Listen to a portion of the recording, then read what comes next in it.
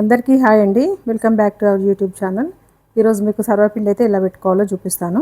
ఇది 3 కిలోల పిండి అండి, బియ్యం పిండి. 3 కిలోల పిండికి అయితే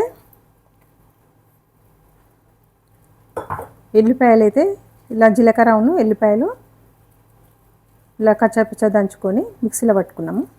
ఇవి వేసుకుంటున్నా. అల్లం వెల్లుల్లి పేస్ట్ కూడా వేసుకోవాలి. ఎల్లిపాయలు కూడా ఫస్ట్ మనం మిక్సీ పట్టుకొని వేసుకున్నాం కదండి. ఇదైతే అల్లం వెల్లుల్లి పేస్ట్. నువ్వులండి,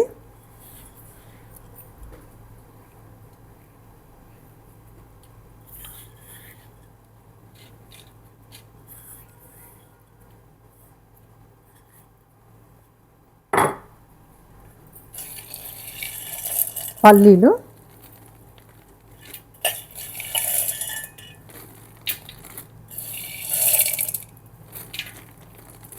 మూడు కిలోలకైతే ఇలా పట్టుకొని 3 సార్లు అయితే వేసుకున్నాము.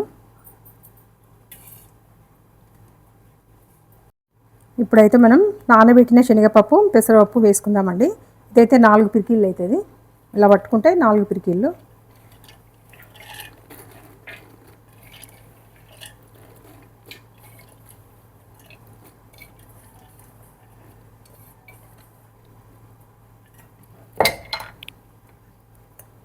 ఇప్పుడైతే కొత్తిమీర కరివేపాకు వేసుకుందాం.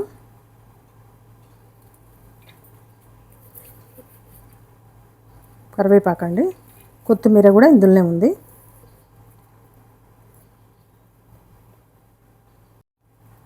ఇది 3 కిలోల పిండి కదండి. ఇలా పట్టుకొని ఒక 4 టైమ్స్ అయితే కారం పొడి వేసుకుందాం. చూడండి,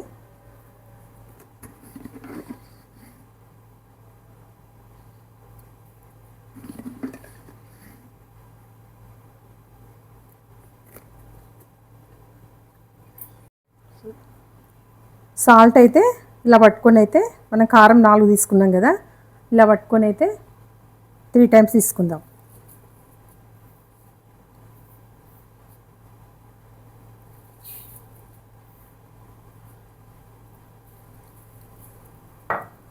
ఇప్పుడైతే పసుపు వేసుకుందాం. 1 టీ స్పూన్ పసుపు వేసుకుందాం. 1.5 టీ స్పూన్ వేసుకుందామండి.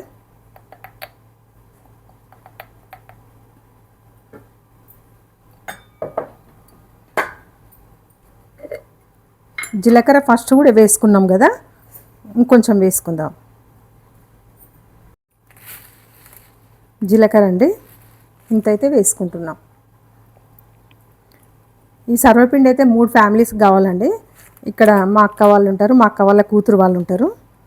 3 ఫ్యామిలీస్కి అయితే పెడుతున్నాం. ఇప్పుడైతే పిండిని మొత్తం ఇలా ఇవన్నీ వేసినాం కదా, ఇదంతా మంచిగా కలుపుకుందాం.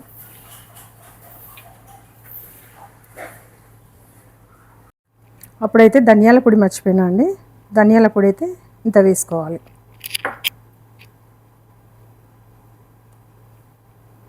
వేసుకొని కలుపుకుందాం. ఇప్పుడైతే ధనియాల పొడి వేసుకున్నాం కదా, మంచిగా అయితే కలుపుకుందాం. ఇప్పుడైతే వాటర్ పోసుకుందాం.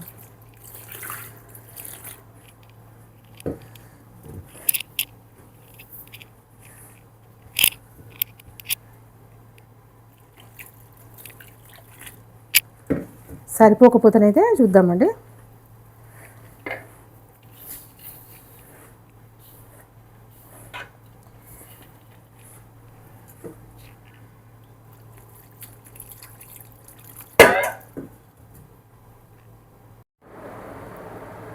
పిండి అయితే బిస్కుట్ అయిపోయిందండి. చూడండి, ఇప్పుడైతే పెట్టుకుందాం. గిన్నెలకైతే పెట్టుకుందాం. ఆయిల్ అయితే ఎక్కువనే పోసుకున్నా అండి, ఎందుకంటే ఫస్ట్ గిన్నె కనుక రాదు. ఎక్కువనే పోసుకున్నా. ఇప్పుడైతే దీనికి ఒత్తుకుందాం.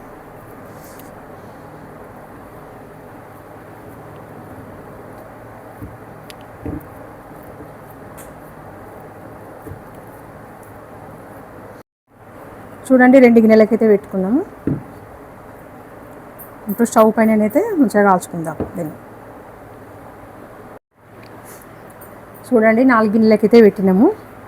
సర్వపిండి గిన్నెలు అయితే నా దగ్గర 2 ఉన్నాయి, అందుకని ఈ పెద్ద సైజు వాటికి పెట్టుకున్నా.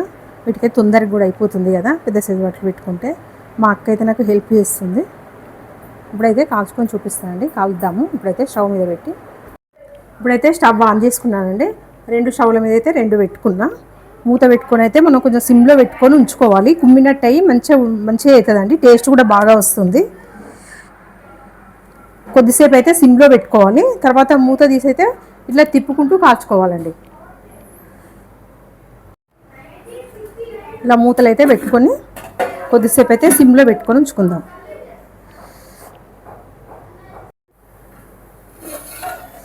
రెండు గిన్నెలు అయితే మంచిగా గాలినాయండి, చూడండి.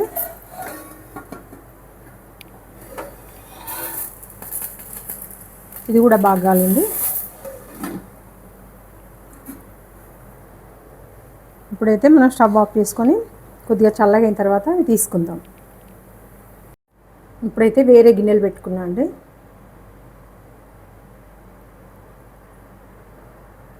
కొద్దిగా సిమ్లో పెట్టుకొని తర్వాతనైతే మంచిగా కాల్చుకుందాం. ఇలా అయితే కొద్దిగా తిప్పుకోవాలండి.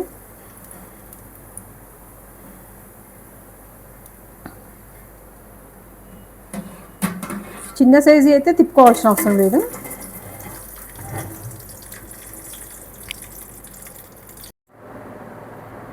చూడండి ఎంత బాగున్నాయో, మంచిగా వచ్చినాయి కదా. ఇది కూడా మీకు ఇంకో గిన్నెది కూడా తీసి చూపిస్తానండి, అవైతే చూపించలేదు కదా. ఇంతకుముందు అయితే ఇట్లా తొందరగా రాకపోయేదండి, ఇప్పుడైతే ఈజీగా వచ్చేసినాయి.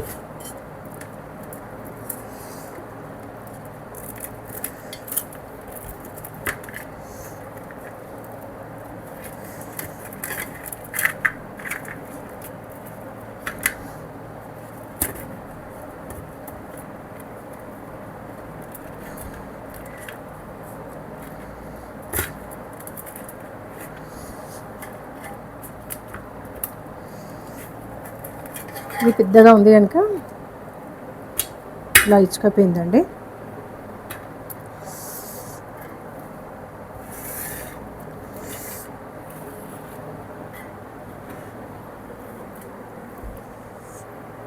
సర్వపిండి అయితే ఈ విధంగా పెట్టానండి. మీకైతే నచ్చింది అనుకుంటున్నాను. మీరు కూడా ఈ విధంగా చేసుకోండి. నా ఛానల్ని లైక్ చేయండి, షేర్ చేయండి, సబ్స్క్రైబ్ చేయండి. థ్యాంక్ యూ అండి.